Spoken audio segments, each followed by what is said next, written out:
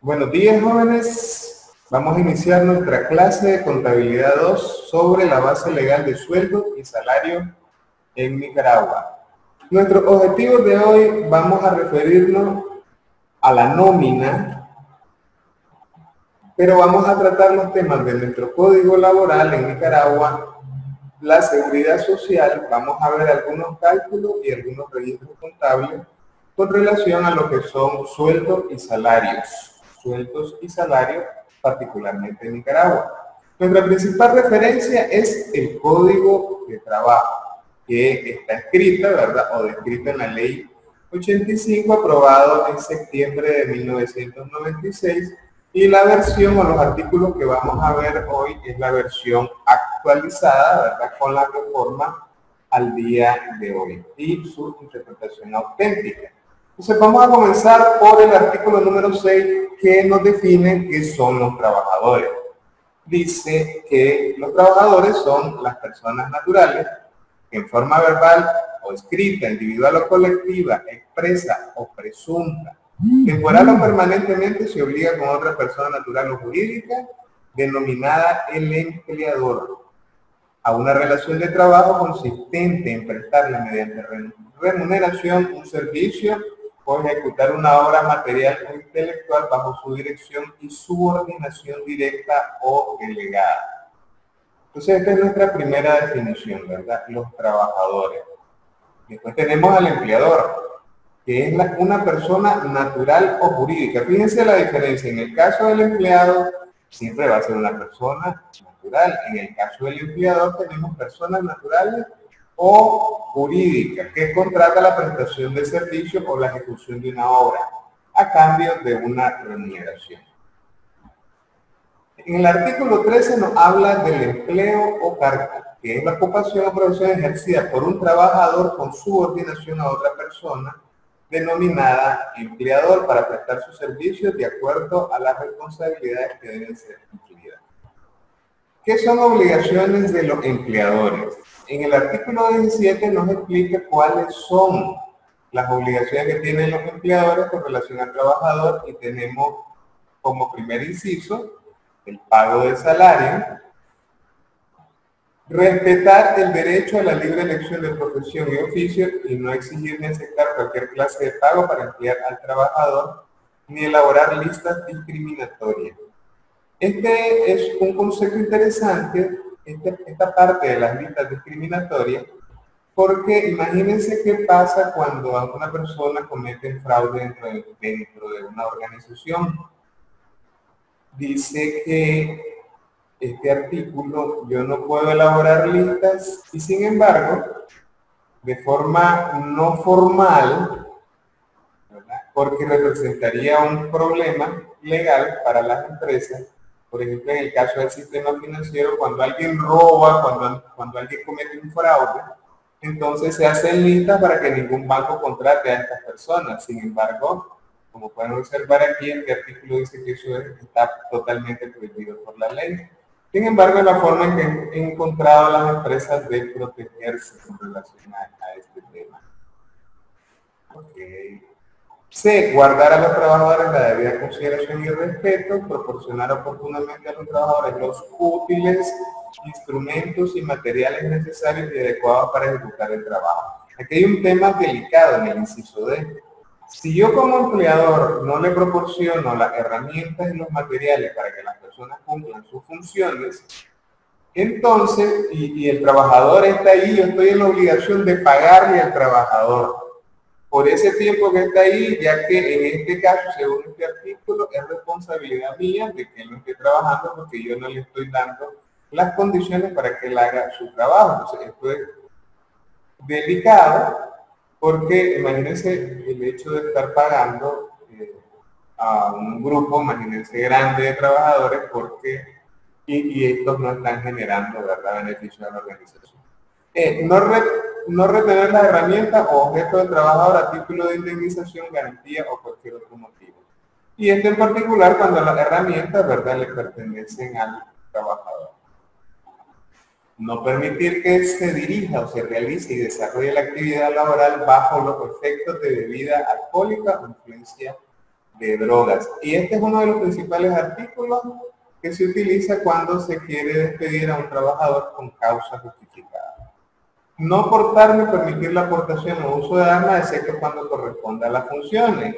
Por ejemplo, estamos hablando de guardas de seguridad, ¿verdad? Que por su naturaleza tienen que tener armas, son una excepción. No descontar al trabajador el salario correspondiente al tiempo que se ve imposibilitado de trabajar por culpa del empleador.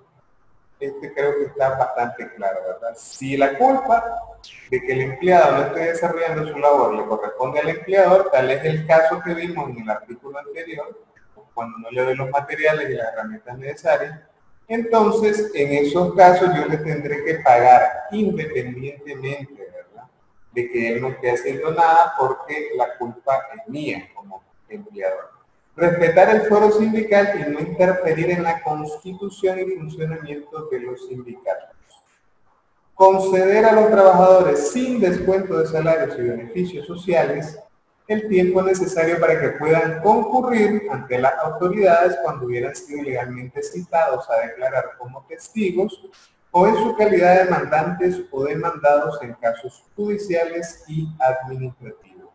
Para esto, ¿verdad?, para que se cumpla esta condición, el trabajador deberá presentarle al empleador la cita de la que fue objeto por parte del juez. Y cuando un juez nos manda a llamar, nadie nos puede detener. Sin embargo, no nos pueden deducir ni un solo peso de nuestro salario por atender este tipo de situaciones. Respetar la jornada de trabajo, conceder los descansos establecidos y fijar el calendario laboral en un lugar visible del centro de trabajo. Esto es para que nadie se vaya a confundir si se trabaja el 1 de agosto, si se trabaja el 10, etcétera, ¿verdad? De acuerdo a la naturaleza de la organización, se debe preparar el calendario donde deben estar las vacaciones programadas, las vacaciones descansadas, y esto debe estar a la vista de los trabajadores. Son obligaciones de los empleadores también establecer y llevar registros, expedientes laborales y demás documentos en la forma que estipula el Ministerio del Trabajo, y certificar a pedido del trabajador el tiempo trabajado, ocupación desempeñada y salario devengado. Dos elementos aquí importantes. Uno, el empleador es responsable de llevar el registro de cuándo entró el empleado, cuánto es su salario, cuándo tuvo aumentos, cuándo tiene premios, las vacaciones descansadas, las vacaciones pagadas, etc. El expediente, el control y la protección del expediente laboral le corresponde al empleador por ley. Por otro lado, es obligación, o sea, no es que si quiere darla o no, es obligación del trabajador, del empleador, proveernos a nosotros en nuestra calidad de empleado, proveernos la constancia laboral donde diga el tiempo que trabajamos, el cargo que desempeñamos, el salario, que es lo que nos sirve como evidencia para nuestro currículum cuando vamos a solicitar un nuevo puesto, un nuevo empleo. Entonces, esto no es si el empleador lo quiere hacer, por ley está obligado, ¿verdad?, a proporcionarnos esta carta o este certificado donde nos dice, donde queda evidencia de nuestro trabajo que hemos hecho en esa organización. Inciso M, permitir el acceso a los lugares de trabajo a los inspectores del trabajo, esto es del Ministerio del Trabajo. Permitir el acceso a los dirigentes o asesores del sindicato debidamente acreditados a los centros de trabajo. Cumplir con las leyes o convenios colectivos. Velar por que los trabajadores no sean violentados en sus derechos morales ni objeto de acoso o chantaje sexual. Esto aquí es otro tema importante, porque aquí lo que se debe demostrar en caso de las inspecciones es que existen mecanismos que prevén esta situación, porque es algo normal, es algo que se da en los centros de trabajo.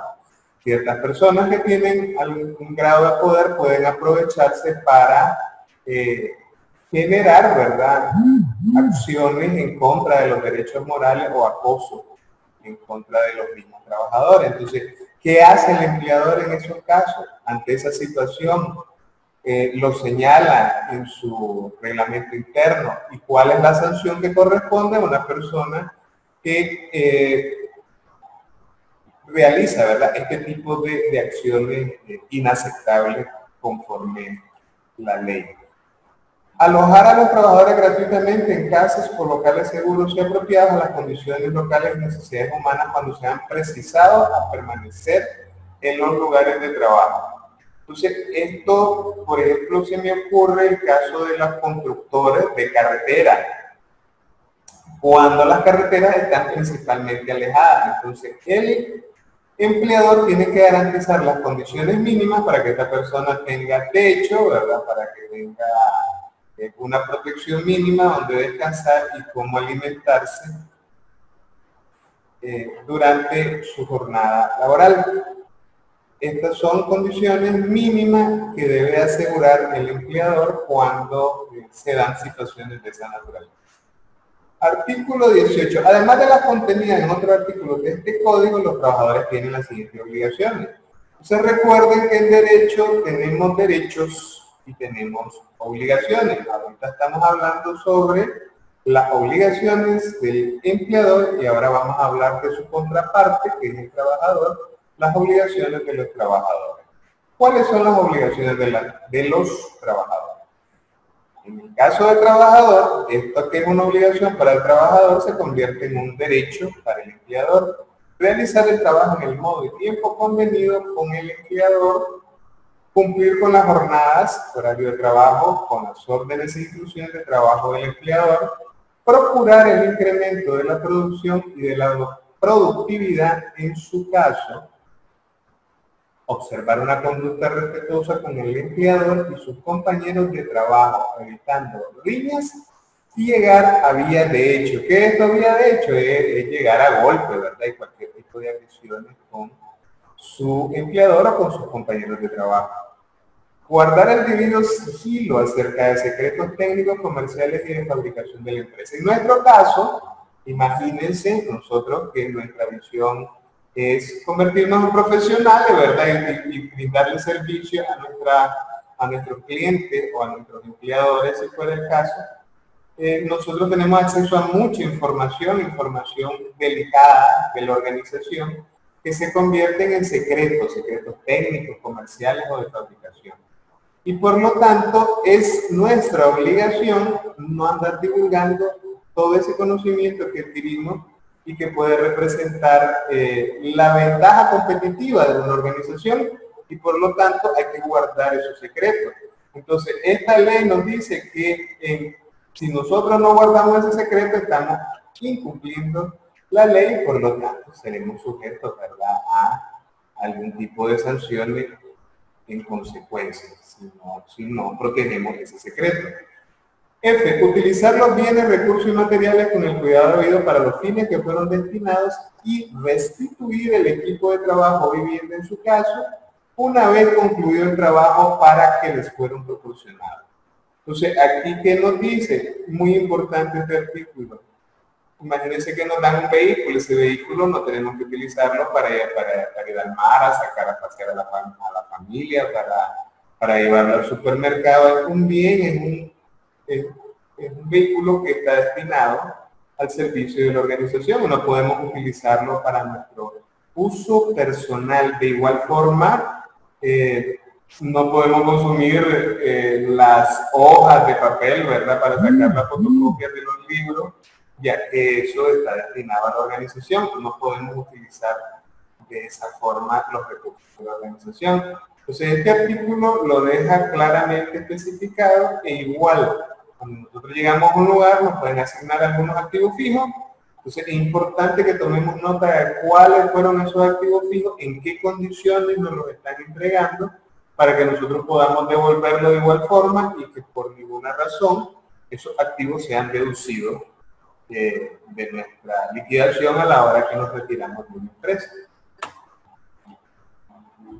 Prestar el auxilio necesario en caso de siniestro o riesgo inminente en que peligren los intereses de la empresa o de sus compañeros de trabajo.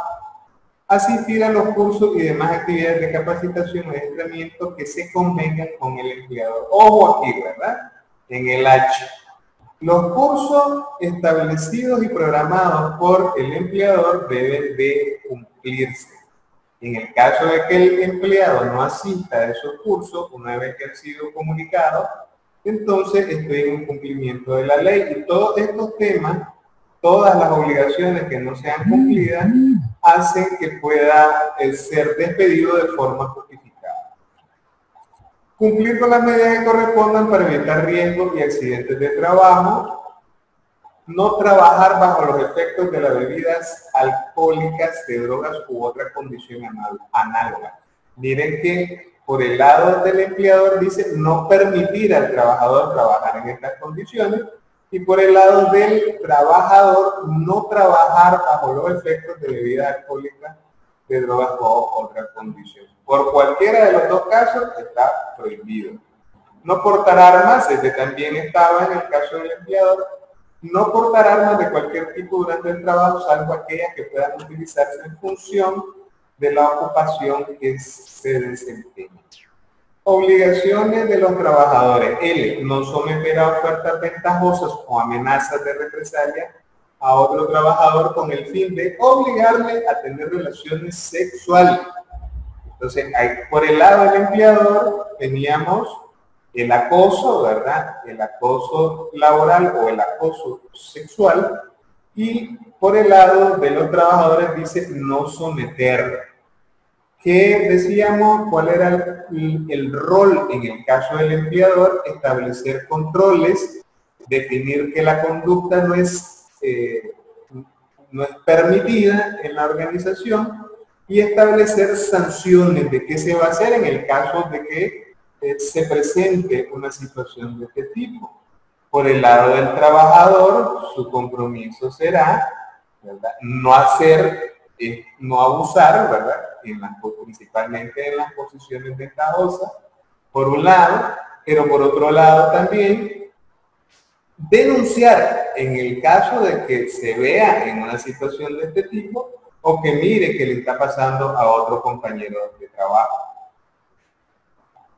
M. En general, todas aquellas que se deriven del contrato, la convención colectiva y el reglamento interno del trabajo. Relación laboral y contrato. En el artículo 19 se establece que la relación laboral o de trabajo, cualquiera sea la causa que le origen, es la prestación de trabajo de una persona natural subordinada a un empleador mediante el pago de una remuneración. Entonces, eso es lo que determina que nace una relación. O sea, existe una persona que necesita de un trabajo y existe una persona que está dispuesta a brindar ese trabajo. Se hace un acuerdo entre estas dos personas y ese acuerdo es a base de remuneración. Cuando sucede eso, entonces existe una relación laboral.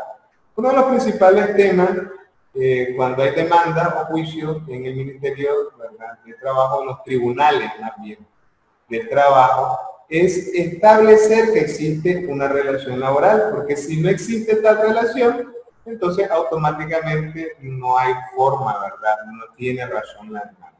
Entonces este es el primer tema que se establece. ¿Y cómo lo hacen desde el punto de vista de los juzgados? Pues se tienen que presentar testigos.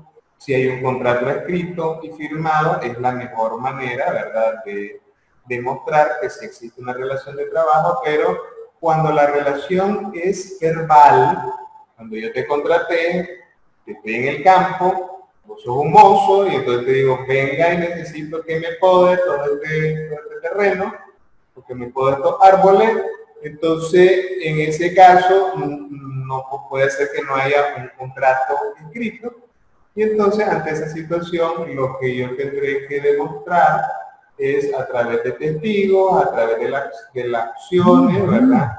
Qué sé yo, podrán ser fotos o las distintas pruebas para demostrar que existe una relación laboral.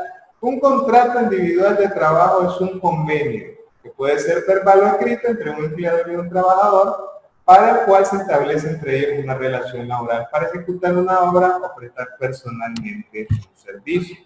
Seguimos con el artículo 42 de la Ley de Trabajo de Nicaragua, que dice cualquiera sea la causa de terminación del contrato de trabajo, el empleador está obligado, conforme a la ley, a pagar al trabajador o a quien corresponda la parte proporcional de las prestaciones, tales como vacaciones y 13º mes. Artículo 45. Cuando el empleador rescinde el contrato de trabajo por tiempo indeterminado y sin causa justificada, pagará al trabajador una indemnización equivalente a 1 mes de salario por cada uno de los primeros 3 años de trabajo, 20 días de salario por cada año de trabajo a partir del 4º año. En ningún caso, la indemnización será menor de 1 mes ni mayor de 5 meses. Las fracciones entre los años trabajados se liquidará proporcionalmente. Entonces, hasta lo que veníamos hablando anteriormente con las obligaciones, lo que me decía era, si yo no cumplo con mis obligaciones, entonces puedo rescindir el contrato, sea este verbal o sea este escrito.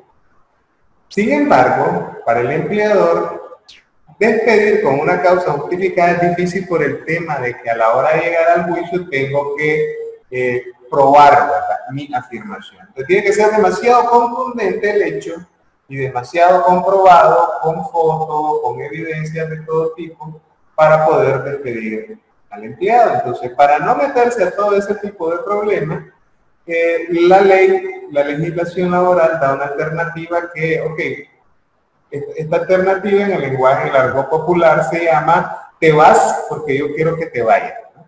Y lo que hago es hacer uso del artículo 45 y es, cancelo tu contrato, pero para cancelar ese contrato te tengo que pagar 1 mes de salario por cada uno de los primeros 3 años de trabajo, 20 días de salario por cada año de trabajo a partir del 4º año. Esto se llama o se conoce como la indemnización. Además de eso, te voy a pagar los días que trabajaste, te voy a pagar tus vacaciones y te voy a pagar tu aguinaldo proporcional.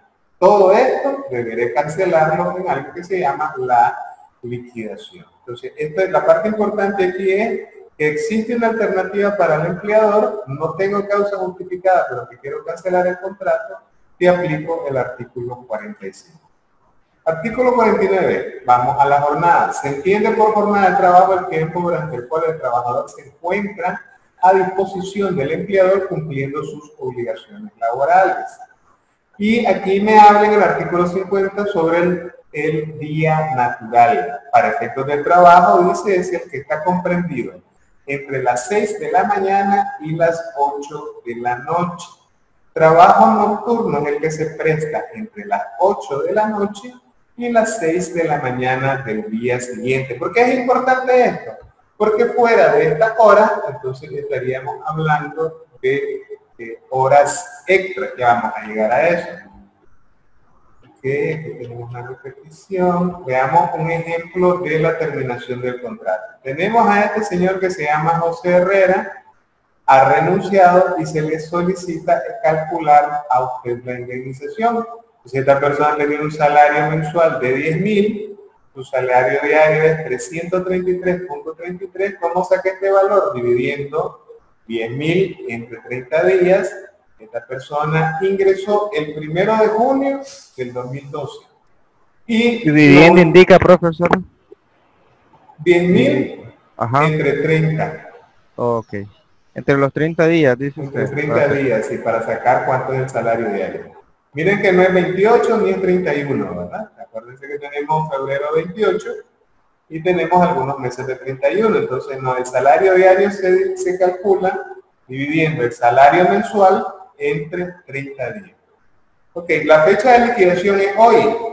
Esta persona tenía el cargo de contador. La pregunta es, ¿cuánto le voy a pagar por indemnización a esta persona? Que en este caso, ¿verdad?, él ha renunciado, pero podríamos estar hablando del artículo 45 también cuando lo despido sin causa justificada. Entonces, ¿cómo hago yo para determinar cuánto es el pago que le voy a hacer a esta persona? Entonces, utilizando el artículo anterior, dice que le voy a pagar un mes de salario por cada uno de los primeros 3 años de trabajo y 20 días de salario por cada año de trabajo a partir del 4.º año. ¿Esta persona cuánto tiempo tiene de trabajar? Entonces, esta persona tiene 6 meses en el 2012, tiene 1 año en el 2013, tiene otro año en el 2014 y vamos a ponerle medio año en el 2015. Entonces ya tendríamos los primeros 3 años. Entonces por esos 3 años le voy a pagar un mes completo por cada año. Entonces tendría 30.000. Pero por los siguientes 3 años le voy a pagar 20 días por cada año. Entonces va a completar 2 años. Veamos que hay acá en la diapositiva. Dice indemnización del primer año, 10.000. Del segundo año, 10.000. Del tercer año, 10.000. El cuarto año le voy a pagar 20 días, son 6.666.67. Y el siguiente le voy a pagar 6.667. Y el último, hasta aquí llega la indemnización, le voy a pagar 6.667. ¿Cómo hice para llegar a este valor? Multiplicando 20 días por el salario diario, 333.33. Okay. Serían los 20 días entonces por el salario diario, multiplicándolo. Por el salario diario, correcto. Ok. Así sería. Ok, entonces la jornada ordinaria de trabajo efectivo diurno no debe ser mayor a 8 horas diarias ni exceder un total de 48 horas en la semana. Esto debe quedar escrito en el contrato. La jornada ordinaria nocturna no debe ser mayor de 7 horas diarias ni exceder un total de 42 horas a la semana. Y en el mixto, cuando la jornada se da entre la jornada nocturna y la jornada diurna, no debe de exceder de 7 horas y media. El trabajo que se realice fuera de la jornada ordinaria constituye horas extraordinarias, pero no así aquellos trabajos que realice para subsanar errores imputables al trabajador. Entonces, muchachos, por hoy vamos a concluir hasta allí, ¿verdad? Y cerramos hoy nuestra sesión y van a quedar algunas preguntitas adicionales para que hagamos un ejercicio similar al que hicimos hoy cuando iniciemos nuestra próxima clase. Entonces, nos estaríamos viendo, jóvenes, la próxima semana y les